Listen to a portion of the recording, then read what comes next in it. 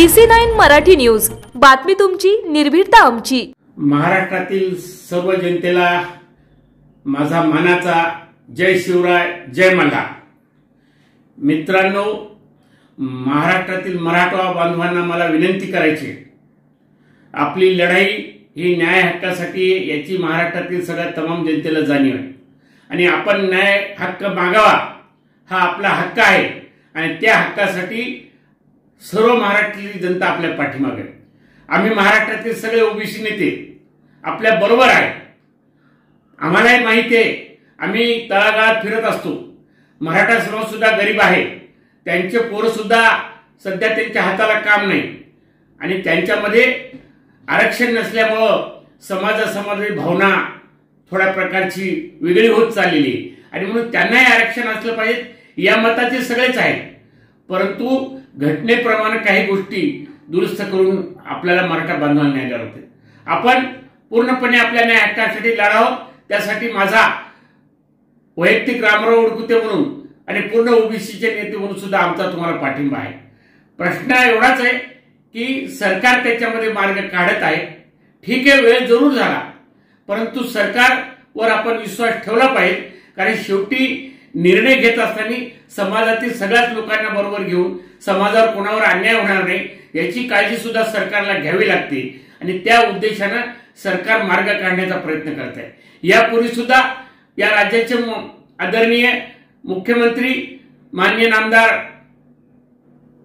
देवेंद्रजी फडणवीस यांनी मराठा समाजाला 12% आरक्षण दिलं होतं। एक चांगला मार्ग काढला होता। त्यांनी ओबीसी बांधवांना सुद्धा विश्वासात घेतलं होतं आणि त्यांनी शब्द दिला होता की ओबीसीना धक्का न लावता मी मराठा समाजाला आरक्षण देणार आणि तशा प्रकारचं केलं सुद्धा। कोर्टामध्ये, हायकोर्टात ते आरक्षण टिकलं सुद्धा। पण दुर्दैवाने पुढे काय झालं, हा राजकारणाचा भाग होते, मी बोलला तर त्याच्यामध्ये मी बोलू इच्छित नाही, पण दुर्दैवाने सुप्रीम कोर्टामध्ये ते आरक्षण टिकलं नाही आणि म्हणून आज मराठा बांधवावर ही वेळ आली। मला या निमित्ताने पहिल्यांदा मराठा बांधवाला हात जोडून विनंती करायची, आपण आरक्षण मागा, आपण जो हक्क आहे त्याच्यासाठी रस्त्यावर उतरा, आम्ही तुमच्या बरोबर आहे।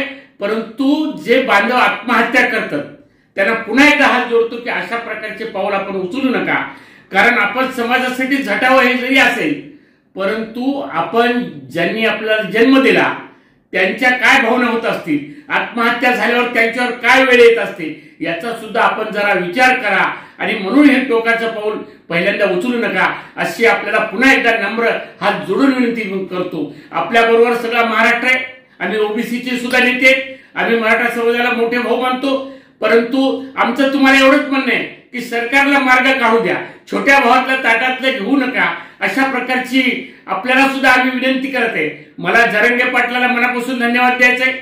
आमचा धनगर समाज सुद्धा आरक्षण चालू आहे। घटनेनं तर आम्हाला 36 नंबरवर आदिवासी म्हणून जाहीर केले, तरी सुद्धा 75 वर्ष झाले आम्हाला न्याय मिळत नाही। त्या न्यायासाठी धनगर समाज लढत आहे। जरंगे पाटलाला पुन्हा मनापासून धन्यवाद द्यायचे।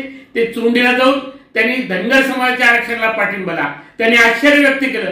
मला तर एक नवीनच कळालं म्हणले की धनगर समाजाला या राज्यात वेगळं, या राज्यात वेगळं, महाराष्ट्राचाच एका जातीला केंद्रात ओबीसी, राज्यात एनटी, अशा प्रकारचं इलेक्शन आरक्षण आहे याची सुद्धा त्यांनी एक आश्चर्य व्यक्त केलं। पण हे राज्य घटनेप्रमाणे चालते, काही गोष्टी चालतात। आम्हाला एसटीचं आरक्षण राज्य सरकार देऊ शकलं नाही आणि म्हणून त्यामधला मधला मार्ग हा एनटीचा काढला। खरं म्हणजे आमची ती मागणी नव्हती, परंतु सरकारनं फुलाची पाकळी म्हणून एनटीचं आरक्षण दिलं। थोडाफार त्या निमित्त आम्हाला फायदा जरी झाला, परंतु आमची सुद्धा ही मागणी आहे। पण त्याला सुद्धा जरांगे पाटलाने पाठिंबा दिला आणि मराठा आणि धनगर एकत्र आपण लढूया असं सरकारने म्हणले। मी खात्रीने सांगतो की पूर्णपणे आमचा, मी तर तुम्हाला जाहीर पाठिंबा व्यक्त करतो, परंतु ते करत असताना आपण टोकाचे पावले न उचलता आपण एक चांगली शांतपणे ज्या पद्धतीने जरांगे पाटलांनी विनंती केली की आपली लढाई टोकाची, मला खात्री आहे उद्याच्या सोमवारी उपसमितीची बैठक आहे, त्यामध्ये निर्णय घेतला जाईल। सरकार पूर्णपणे मार्ग काढण्याचा प्रयत्न करेल आणि सरकार चालत असताना कुठल्याच जातीवर अन्याय होऊ नये याची सुद्धा भावना सरकारची असल्यामुळं सरकार सगळ्यांना बरोबर घेऊन कुठल्यावरही अन्याय होणार नाही अशा प्रकारचा मार्ग काढणार आहे। मला खात्री आहे आज गावोगावी गावबंदी केलेली आहे, पुढाऱ्यांना अडवतात, मी सुद्धा काल 2 दिवस माहूर आणि उमरखेडला फिरलो, परंतु मराठा बांधवांना मला कुठेही अडवलं नाही, उलट समजून घेतलं. त्यांचा फक्त मराठा आमदारावर, मराठा पुढावर एवढाच राग आहे की जसे बाकीचे लोक आपल्या जातीसाठी शब्द उच्चारतात तसं आपण सुद्धा काही बोललं पाहिजे ही त्यांची भावना आहे. त्यांची भावना काही चुकीची नाही, परंतु लोक बोलत सुद्धा आहे. काही ठिकाणी जरी हे करत असतील पण तू मराठाचे पुढारी सुद्धा हे आरक्षण मिळालं पाहिजे अशा प्रकारच्या भावना सगळीकडे मांडल्या जात आहेत. आणि म्हणून आपल्याला मी पुन्हा खात्री देतो की सरकार पूर्णपणे माननीय एकनाथराव शिंदे साहेब असतील, देवेंद्रजी फडणवीस असतील, माननीय अजितदादा पवार असतील, हे चांगल्या प्रकारचा मार्ग काढून लवकरात लवकर मराठा समाजाला आरक्षण देतील याची मला खात्री आहे. मला पुन्हा एकदा विनंती करायची की आपली न्याय लढाई चालू द्या. आमचा आपल्याला पाठिंबा राहील, परंतु टोकाचं पाय लावून आत्महत्या करू नये अशा प्रकारची मी विनंती करतो. आत्महत्या केल्याने हक्क मिळणार नाही.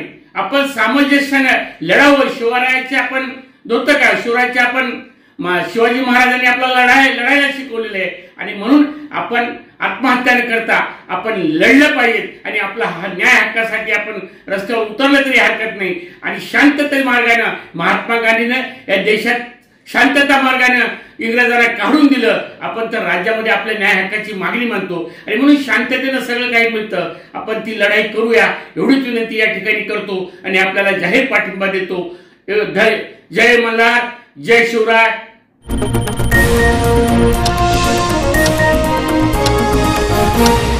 DC9 मराठी न्यूज, बातमी तुमची, निर्भीडता आमची.